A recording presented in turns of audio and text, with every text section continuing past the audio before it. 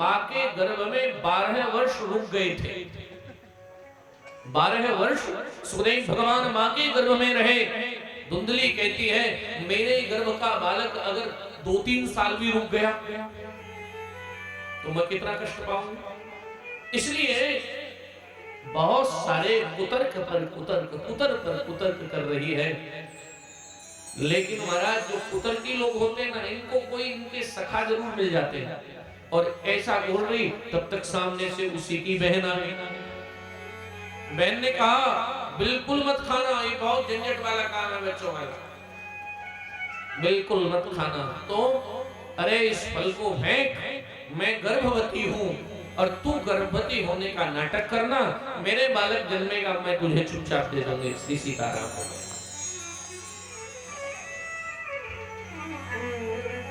महाराज जैसे आदमी के साथ रहोगे उसका रंग आपके ऊपर जरूर चढ़ जाएगा। भगवान के भक्तों के साथ रहोगे तो धीरे धीरे धीरे धीरे भगत बन जाओगे। मदिरा पीने वालों के साथ रहोगे तो पहले थोड़ी थोड़ी पियोगे, बाद में पूरी बोतलें खाली तुम ही करोगे। इसलिए ध्यान रखिए संग का बहुत बड़ा असर है। संग ऐसे व्यक्ति का करिए जिसके संग से आनंद हो। आज धुंधली ने उसकी बहन ने कहा मैं गर्भवती हूं, मैं अपना बालक दे दूंगी। और महाराज जब बार बार कहा बालक दे दूंगी तो धुंधली ने कहा लेकिन इन महात्माओं की तो परीक्षा होनी चाहिए, कैसे होगी? बोले मेरी गौशाला में बनी हुई गाय को फल जरूर खिलाऊंगी। बता दो महाराज ने गौशाला में बनी हुई गाय को फल दे दिया। भागवतकार कहते हैं समय धीरे धीरे व्यतीत हुआ है और आत्मदेव के घर में महाराज बालक का जन्म हो गया। बड़े खुश हो रहे हैं। बालक तो बहन का है पर नाटक करके अपना बता दिया। आत्मदेव बहुत प्रसन्न है। ब्राह्मण थे, विचार किया कि मेरा पुत्र का नामकरण करूं, लेकिन पत्नी ने कहा नहीं, सुनिए आपका नाम है आत्मदेव, आप पुत्र का नाम रखोगे सत्यदेव, धर्मदेव, रामदेव, श्यामदेव नहीं, मेरा नाम है धुंधली, मेरे बेटे का नाम होगा धुंधकारी, मेरे नाम से भी होना चाहिए। दुखी हो रहे हैं महाराज। कुछ दिन के बाद 3 महीने बाद एक गौ के बालक हुआ है। पूरे गांव से बधाई आ रही है, आत्मदेव तुम्हें बधाई हो, तुम्हारे घर में दोनों आ गए एकदम। गाय का बालक, पूरा शरीर तो मनुष्य का है, कान गाय जैसे, इसलिए पिता ने कहा चलो उसे छोड़ो, इसका नाम गौकर्ण रखता। भागवत कार्य दोनों बालक बड़े हुए। गोकर्णो पंडितो ज्ञानी धुंधकारी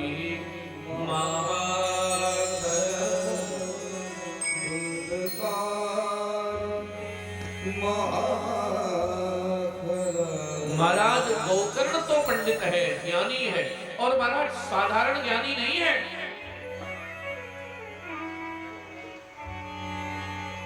गोकर्ण बहुत बड़ा ज्ञानी है। दोनों बालक बड़े हुए हैं और महाराज फिर वही देखिए। अब यहाँ बड़ा ध्यान देने की बात है कि गोकर्ण तो ठीक से पढ़ाई लिखाई, यज्ञ हवन, पूजा पाठ, लेकिन धुंधकारी महाखला दुष्ट है। और दुष्ट है तो महाराज वो सबको सताता है, किसी को मारता है, जुआ खेलता है, चरित्र का खराब है, सारे दोष हैं। एक दिन पिताजी गोकर्ण से बोले आकर, गोकर्ण इस लड़के की कोई दवाई है? देखिए तब लड़के के लिए दवाई मांग रहे थे और अब लड़के की दवाई। संसार ऐसा ही है। ये लड़का कैसे सुधरे? क्यों? गोकर्ण जी ने कहा क्या हुआ? बोले अब मैं लड़के से परेशान हूँ। गोकर्ण हंस गए, बोले पहले लड़के के लिए परेशान, अब लड़के से परेशान। दुखी हो गए। गोकर्ण जी ने कहा, पिताजी परेशानी की कोई दवाई नहीं, एक ही दवाई है, देस्तिमाश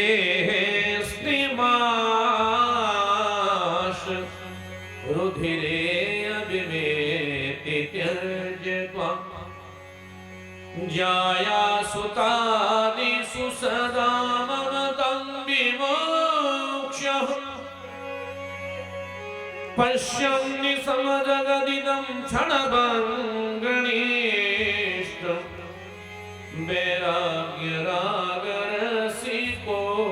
भवभक्तिनिष्ठ।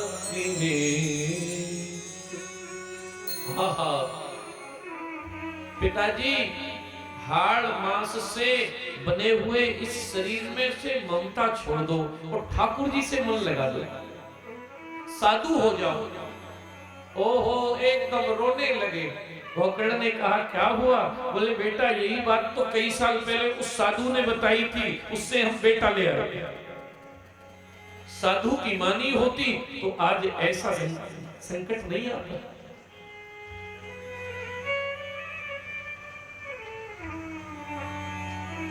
धर्म भजस, 2 श्लोकों में ही पूरा ज्ञान सिखा दिया। और पिताजी महाराज जंगल में चले गए, श्रीमद् भागवत के 10वें स्कंद का पाठ करते हुए गोविंद के धाम को गए।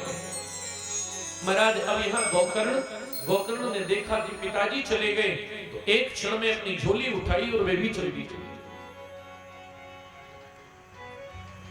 ये दुष्ट है, इसलिए इसने थोड़े ही दिन में मां को मार डाला।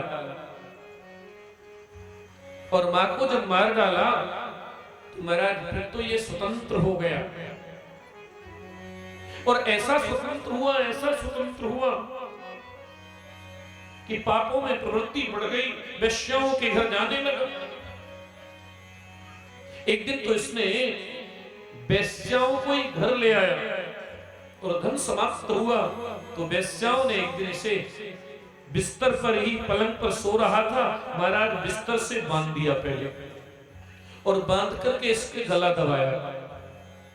और गला दबाने पर ये मर तो रहा था पर आवाजें आ रही थी, इसलिए भोजन बना के अभी भी वेश्याएं हटी थी तो जलते हुए अंगारे लाकर इसके मुंह में डाल दिए। इसका अर्थ क्या है? जीवन में जितने कुकृत्य हम करेंगे, मृत्यु के समय बहुत कष्ट मिलेगा, इससे जीवन सुधर जाएगा। छटपटा के प्राण छोड़ रहा है। और महाराज प्रेत योनि में गया है। कई वर्षों के बाद श्री गोकर्ण जी महाराज आए हैं। अपना पुराना घर पड़ा था, मन में भाव आया आज अपनी पुरानी कुटिया, बाप दादों की कुटिया है, इसमें रहे। व्यक्ति को महाराज अपनी जन्मभूमि से बड़ा लगाव होता है। अब कहीं भी विदेश चले जाओ, सब जगह चले जाओ, लेकिन साल 2 साल 4 साल 10 साल में एक बार मन जरूर करेगा कि अब हम अपने पैतृक निवास पर जाएं। और चाहे महाराज कुछ भी नहीं है, वहां सफाई रंगाई पुताई करके फिर वापस चले आए, तो जरूर जाएगा। जननी जन्मभूमिश सुरगाधपि गधी। भगवान राम विमान में बैठ के जब आए अयोध्या, अभी मेरी अयोध्या में राम कथा थी 15 दिन पहले, तो महाराज भगवान राम जब विमान में बैठ के अयोध्या में आए तो बानर साथ में थे। भगवान से बानरों ने कहा, कैसी है अयोध्या? भगवान ने हंस के कहा, अति प्रिय मोई यहाँ के वासी, अति प्रिय मोई अति प्रिय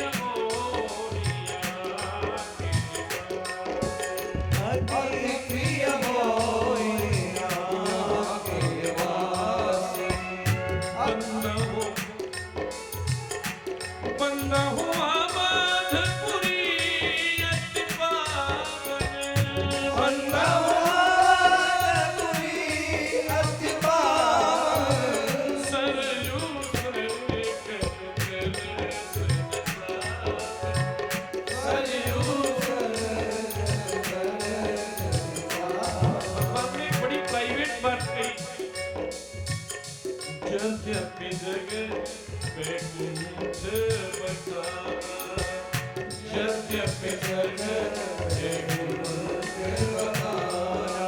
सारी दुनिया कहती है कि वैकुंठ बड़ा अच्छा है, पर राम जी कहते हैं अवधपुरी सम प्रिय नहीं सो, अवधपुरी सम प्रिय नहीं हो।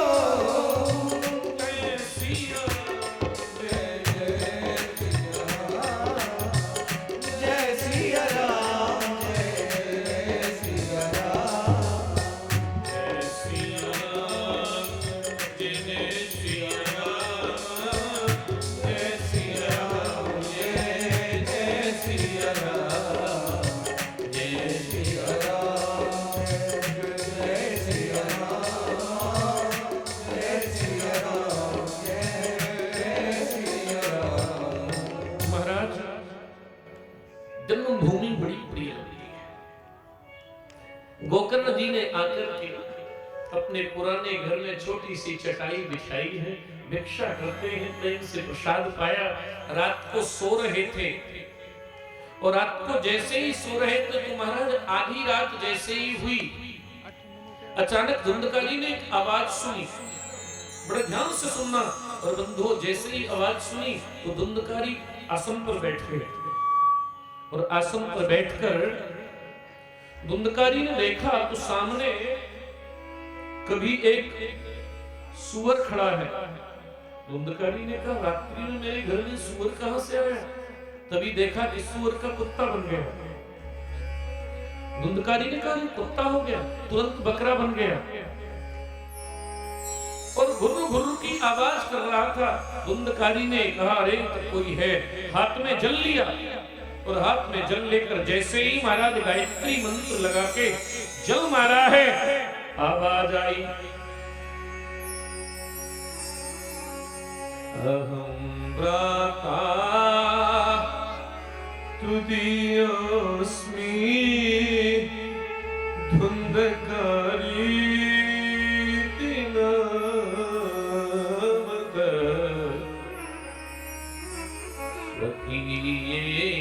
स्वकीयेनैव दोषेण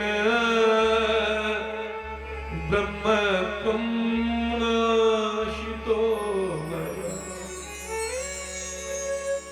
मैं तेरा भाई हूं, कर्म खराब होने से प्रेत बन गया। गोकर्ण जी रोने लगे। दुनिया में भाई से बढ़कर कोई नहीं होता साहब। गोकर्ण जी रोकर बोले अरे भैया तू कितना भी पापी है, पर मैंने तेरी मृत्यु का समाचार सुना तो मैंने गया में जाकर तेरे लिए श्राद्ध कर दिया। धुंधकारी ने कहा भाई साहब हम थोड़े सीनियर हैं। क्या मतलब? बोले गया वया हमारे ऊपर काम नहीं करेगी, हम बहुत वाटर प्रूफ होते, बुलेट प्रूफ, वाटर प्रूफ। बोले हम गया प्रूफ, गया काम नहीं करेगी हमारे ऊपर। क्यों? बोले हम बड़े वाले पापी हैं, उच्च कोटि के। गोकर्ण जी रोने लगे। अरे मेरे भैया प्रातः काल हुआ, सूर्य की उपासना की और सूर्य से महाराज ये निश्चित हो गया कि भागवत की कथा ही इसकी मुक्ति कराएगी। गोकर्ण जी ने अपने भाई के लिए श्रीमद् भागवत कराई और सज्जनों श्रीमद् भागवत गोकर्ण जी ने जब कराई है श्री सूत जी कहते हैं कि गोकर्ण जी जब कथा करा रहे हैं महाराज तो बड़े सुंदर व्यवस्थाएं हुई हैं, पर धुंधकारी आया सो महाराज एक सप्त ग्रंथि का पोला बांस रखा था, उस बांस में आके बैठ गया। एक दिन की कथा होती है, एक ग्रंथि चटक जाती है। शास्त्र कहता है जड़स्य शुष्क बंसई यत्र ग्रंथि विभेदनम। धन्य है भागवत कि बांस की जो गांठ है वह जड़ है, चेतन नहीं है, लेकिन भागवत के श्रवण से बांस की गांठ टूट जाती है, पर हृदय में मांस की गांठ न टूटे तो इससे बड़ा दुर्भाग्य कोई नहीं हो सकता। मनुष्य न चेते। महाराज 7 दिन कथा हुई है, कथा के नियम का यहाँ बता दिया भाव कि जब कथा करानी हो तो भागवत बाद में करानी चाहिए, पहले भाव तैयार करना चाहिए। हमारे रेणु जी ने कितने फोन किए होंगे हमको, तो उनकी अगर टेलीफोन वालों से डिटेल निकलवाए तो हमारा चक्कर में पड़ जाएंगे। अगर जरा सी कोई बात हो तो ऐसे, और मैंने ये और कह दिया, मैंने कहा आप मुझे ही फोन कर लिया करो, फिर क्या सा कई बार। फिर अब बाद में तो रेणु जी करती थी, फिर फोन गया, मैं तो जानता नहीं था। बोले महाराज जी मैं ऋषि बोल रहा हूँ। मैंने कहा मैं, मेरा भाग्य है कि ऋषियों से मेरी बात हो रही है। तो महाराज भागवत कराने से पहले भाव होना चाहिए। कल मैं आया, हमारे पूज्य बाबूजी चारों भाइयों के जो पिताजी हैं, कितना भाव उनके अंदर, इस स्थिति में भी जो अंदर से भाव। महाराज भागवत से पहले भाव होना चाहिए, फिर भाव जब हो तब लिखा हुआ है कि कुशल वक्ता, और वक्ता ही नहीं लिखा है विप्र। किसी विद्वान ब्राह्मण कोई अच्छे विप्र के द्वारा श्रीमद् भागवत का संकल्प लेकर के सुंदर तिथि में भागवत का आयोजन कराएं।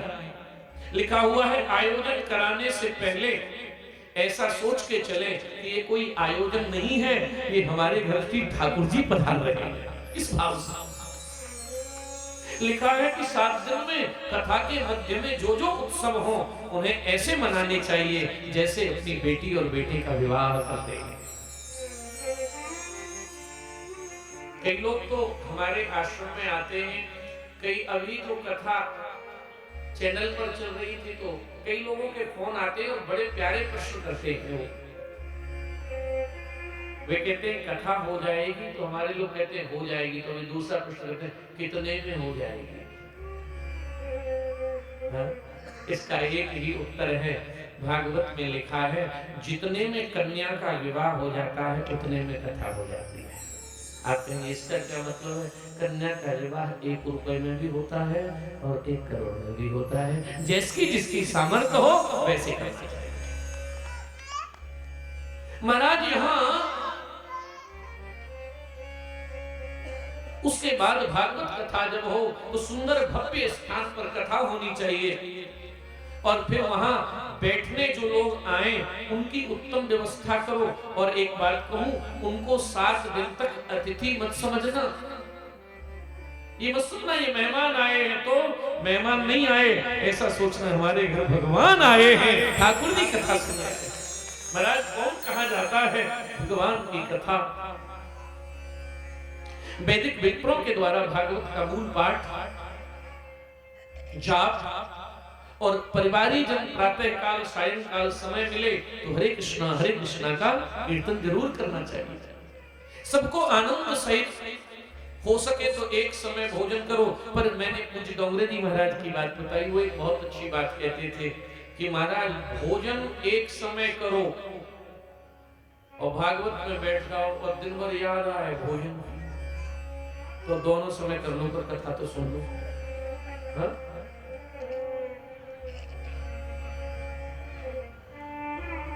जयपुर में एक माता जी के घर आज से 20 साल पहले मैंने भागवत की कथा की, तो बड़ी प्यारी माता जी थी। वो जब उसके पति डॉक्टर थे तो उनसे कहती थी कि सुनो जी आज 10वीं है। बोले हाँ। कल एकादशी है, हाँ ये पर्चा ले जाओ कल का। एक दिन हमने पूछ लिया डॉक्टर साहब को पर्चे में क्या है। बोले कुछ नहीं है, सिंगाड़े का आटा है, कुट्टू का आटा है, थोड़े से मूंगफली है, थोड़े बादाम है, थोड़े से काजू, 4-5 तरह के फल हैं, 2 पैकेट जूस के हैं, बाकी कुछ नहीं। मैंने कहा तो एकादशी कर रही थी दिवाली। तात्पर्य यह है कि 7 दिन तक श्रोता और वक्ता सात्विक आहार ले, भोजन ऐसा। एक निवेदन करूंगा आपसे, एक ब्लैक बोर्ड पर लिखो भोजन, भो ज न। एक आदमी ने गुरुजी को पूछा कि कितना भजन करें, कितना भजन करें। तो संत ने ब्लैक बोर्ड पे लिखा भजन और दूसरे पे लिखा भोजन। व्यक्ति ने कहा महाराज समझा नहीं क्या कह रहे हो। बोले भजन, इसमें भा